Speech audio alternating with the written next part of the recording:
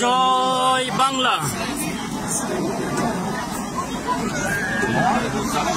জয় বাংলা, জয় বাংলা,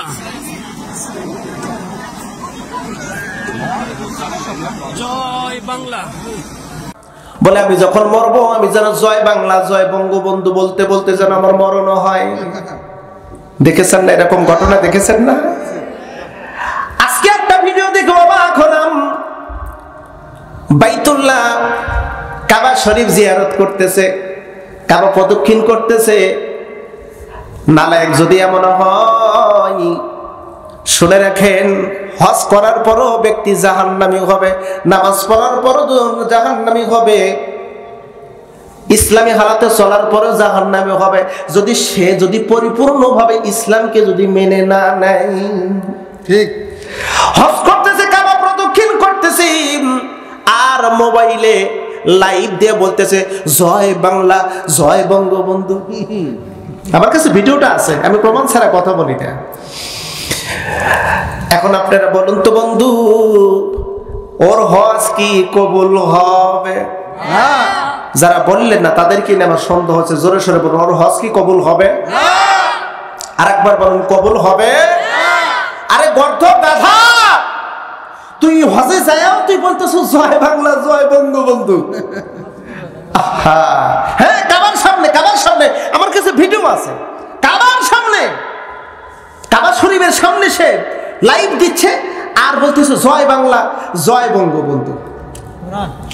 জাহান্নামীদেরকে দেখবে, জাহান্নামীরা জান্নাতীদেরকে দেখবে। এমন করে কি আমার রব সৃষ্টি করতে পারেন কি না? ইন্নামা আমরুহু ইযা আরাদা শাইয়ান আইয়াকুলা লাহু কুন ফায়াকুন। আল্লাহ শুধু ইচ্ছা করবে। ইন্নামা আমরুহু ইযা আরাদা শাইয়ান, কোন বিষয় ইরাদা করবে, ইচ্ছা করবে, আল্লাহ বলবে কোন, হয়ে যাও। হয়ে যাইতে বেশি সময় লাগবে না। বন্ধু, জান্নাতীরা লক্ষ্য করে দেখবে, দুইজন একে অপরের মধ্যে কথা বলবে। বন্ধুরে, লোকটাকে তো চেনা যায়, হ্যাঁ হ্যাঁ চেনা যাচ্ছে, এ তো হলো আমার ভাই, আমার চাচা, আমার বাবা, আমার বন্ধু, আমার দলের নেতা, আমার দলের কর্মী। কথা কি বুঝতে পারতেছেন আমার কথা? কথা একটু ভালো করে বুঝবেন। আমার নিকটতম বন্ধু, আমার নিকটতম প্রতিবেশী, আমার অমুক ব্যক্তি, ও জাহান্নামী। মা সালাকাকুম ফি সাকার, এ আব্দুর রহমান, আব্দুল্লাহ, তুই কেন জাহান্নামী? তোকে জাহান্নামের মধ্যে কিসে নিয়ে আসলো? আমরা এই কথাটাও জানি।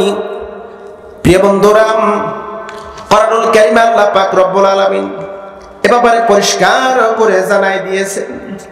জাহান্নামীরা যখন জাহান্নামে হবে, জাহান্নামের ফেরেশতা জিজ্ঞেস করবে, আলাম ইয়াতিকুম নাযীর, তোমাদের মাঝে কি ভীতি প্রদর্শন করে নেই? কেমন তোমরা জাহান্নামী হয়েছো?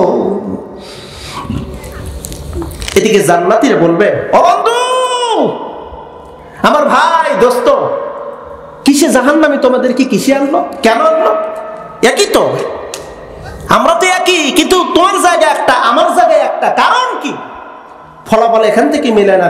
আজকে কোরআনের মাহফিল, কোরআনের মজলিস, আমরা কয়জন বসে আছি, আর কয়জন সাস্টালে বসে আছে, কয়জন এখানে ওখানে ঘোরাফেরা করছে, ফলাফল এখানে মিলে না। আযান যখন হয়, ইমাম যখন, মুয়াজ্জিন যখন আযান দেন, হাইয়া আলাস সালাত হাইয়া আলাল ফালাহ, নামাজের দিকে আসো, কল্যাণের দিকে আসো, তখনই তো বোঝা যায় জান্নাতি কারা, জাহান্নামী কারা। ঠিক কিনা? তখনই তো বোঝা যায়, এই দুনিয়ার কর্ম দিয়ে বোঝা যায়। আপনি আরো বুঝতে পারবেন, নেগেটিভ সেন্সে নেবেন না। আপনি পলিটিক্যাল করেন, পলিটিক্যাল পার্টি করেন, ওর ভিতরে জান্নাতি কারা, জাহান্নামী কারা আপনি বুঝতে পারতেছেন। একদল যারা আছে মানব রচিত আইন প্রতিষ্ঠা করার জন্য জীবনের সব বিসর্জন করলো, মানব রচিত বিধানকে প্রতিষ্ঠিত করার জন্য জীবনের সব দিয়ে দিল, মরলো তাই বলে। আমি দেখেছি অনেক ব্যক্তি, মিডিয়ার যুগ, সবার কাছে জানার কথা, বলে আমি যখন মরবো আমি যেন জয় বাংলা জয় বঙ্গবন্ধু বলতে বলতে যেন আমার মরণ হয়। দেখেছেন না এরকম ঘটনা? দেখেছেন না? আজকে একটা ভিডিও দেখে অবাক হলাম।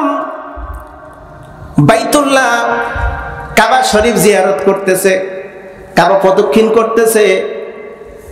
নালায়েক যদি এমন হয়, শুনে রাখেন, হজ করার পরও ব্যক্তি জাহান্নামী হবে, নামাজ পড়ার পরও জাহান্নামী হবে, ইসলামী হালাতে চলার পরেও জাহান্নামী হবে, যদি পরিপূর্ণভাবে ইসলামকে যদি মেনে না নেয়।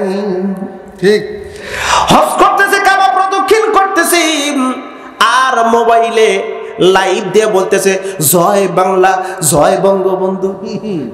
আমার কাছে ভিডিওটা আছে, আমি প্রমাণ ছাড়া কথা বলি না। এখন আপনারা বলুন তো বন্ধু, ওর হজ কি কবুল হবে?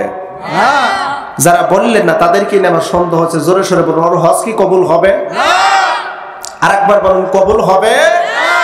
আরে গর্ধ গাধা, তুই হজে যাও, তুই বলতেছ জয় বাংলা, জয় বঙ্গবন্ধু। হ্যাঁ, কাবার সামনে, কাবার সামনে আমার কাছে ভিডিও আছে। কাবার সামনে, কাবা শরীফের সামনে সে লাইভ দিচ্ছে আর বলতেছে জয় বাংলা, জয় বঙ্গবন্ধু। বন্ধুরে, একটু ভালো করে বুঝবেন, প্রিয় নবী বলেন জীবনের যা কিছু হয়, অনেকে আবার মন খারাপ করতে পারেন। দাদা দেখেন তো, এখন শোনেন, এটা হলো কাবা শরীফ সামনে,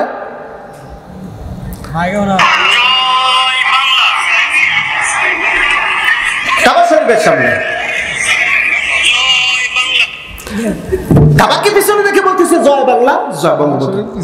কাবার পিছনে জীবনে প্রতিষ্ঠিত করার জন্য কত চেষ্টা করলেন আপনি দেখেন, একটু চিন্তা ভাবনা করে। আপনার প্রতিটি ক্ষণ, প্রতিটি মুহূর্ত, সব সময় কার সন্তুষ্টি থাকতে হবে? আল্লাহ।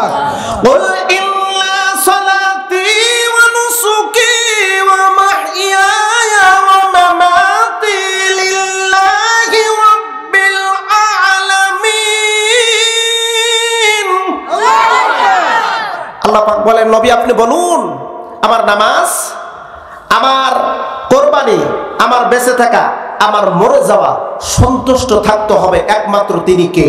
আল্লাহ। আর একবার বলুন, তিনি কে? আল্লাহর সন্তুষ্টির জন্য আমার সবগুলো কর্ম হতে হবে, সব ইন টোটাল, ঘুম থেকে উঠে ঘুমানোর পূর্ব পর্যন্ত আপনি যা কিছু করবেন সব রবের সন্তুষ্টির জন্য হতে হবে। এখন আপনি চিন্তা করে দেখেন, আপনি সময়টা কিভাবে বার করলেন? একটুখানি ভালো করে বুঝবেন। আল্লাহ পাক এই কথাগুলো আমাদেরকে আগে জানিয়ে দিচ্ছে। আলাম ইয়াতিকুম নাযীর, তোদের মাঝে কি কোনো ভীতি প্রদর্শনকারী যায় নাই? এ জাহান্নামীরা, মা সালাকাকুম ফি সাকার, কেন তোরা জাহান্নামী হইলি? জবাব দে। আমি তো দেখি বন্ধুরে, একজন মুমিন জাহান্নামে যাওয়ার মতন কোনো অপশন নাই, শুধু যদি একটু বোঝে আর বোঝার পরে যদি আমল করে, আমার রব ক্ষমা করে তাকে জান্নাতি বলে ঘোষণা করে দিবে। আল্লাহ পাক রব্বুল আলামিন কোরআনুল কারীমের সূরা আল ইমরান আয়াত নাম্বার 133 আল্লাহ পাক রব্বুল আলামিন বলেন, বান্দারে তুমি যদি অপরাধ করো, ভুল করো, গুনাহ যদি করো, আমি রবের দিকে মতবজ্জ হও, আমি রব তোমাকে ক্ষমা করে দেব। ওয়াল্লাযীনা ইযা ফাআলু ফাহিশাতান আও যালামু আনফুসাহুম যাকারুল্লাহ, আল্লাহু আকবার, ফাস্তাগফিরু লিযুনুবিহিম ওয়া মান ইয়াগফিরুয যুনুবা ইল্লাল্লাহ। আল্লাহ বলে, বান্দারে তুই যদি কোনো অপরাধ করে ফেলিস, কারণ অপরাধ করাটাই স্বাভাবিক, আমরা মানুষ, আমাদের ভুল করাটাই স্বাভাবিক, গুনাহ হওয়াটাই স্বাভাবিক। রাসূল বলেন, আন্নাসু মুরাক্কাবা মিনাল খাতা, মানুষ মাত্রই ভুল করবে। এই কথাটা আমার নয়, প্রিয় নবী বলেছেন। নাস, নাস শব্দের অর্থ হলো মানুষ। মানুষ শব্দের অর্থটা কি জানেন? নাস শব্দের অর্থ হলো মানুষ, আর এই নাসের মাজদা হলো নুন সিন ইয়া, নাসিয়া মানে ভুলে যাওয়া। শয়তান মানুষের প্রতিটা রগে রগে, শিরা উপশিরায়, প্রতিটা লোমের গোড়ায় গোড়ায় প্রবেশ করে, নফসের ভিতরে ঢুকবে, ধোঁকা দিবে। সিরাতে মুস্তাকিম থেকে প্রভ্রষ্টতার ভিতরে ফেলে দেবে। গুনাহ হবে, ভুল হবে, স্বাভাবিক। আল্লাহ কয় বান্দা গুনাহ হবে, শয়তান তোকে ধোঁকা দিয়ে গুনাহ করাইবি, আর তুই ইস্তেগফার করবি তোর রবের দিকে, ওর ইস্তেগফার করবি, আমি তোকে বেগুনাহ মাসুম করে দেব। সুবহানাল্লাহ। এত বড় সুন্দর শুভ আমাদের সুযোগ দিয়েছে, আমরা সুযোগটাকে কাজে লাগাতে পারতেছি না, এটা হলো আমাদের চরম ব্যর্থতা। অপ্রিয় ভাই, কোরআন থেকে কথা বলবো, মন খারাপ করবেন না তো। এই যে চুপ করে আছেন, যেভাবে কথা বলতেছেন মনে হয় আমার উপর খুব রাগ। আমি কোরআন থেকে কথা বলবো। প্রিয় নবী বলেন, মান ক্বালা সাদাকা বিহি, যে ব্যক্তি কোরআন থেকে কথা বললো সে সত্য কথা বললো। কোরআনের ভিতরে কোনো ভুল ঢোকানোর কোনো অপশন নাই। আর কোরআন থেকে কথা বললে নির্ভেজাল কথা। আমি কোরআন থেকে কিছু কথা বলতে চাই, আপনাদের মতামত জানতে চাই। রাজি আছেন তো ইনশাআল্লাহ?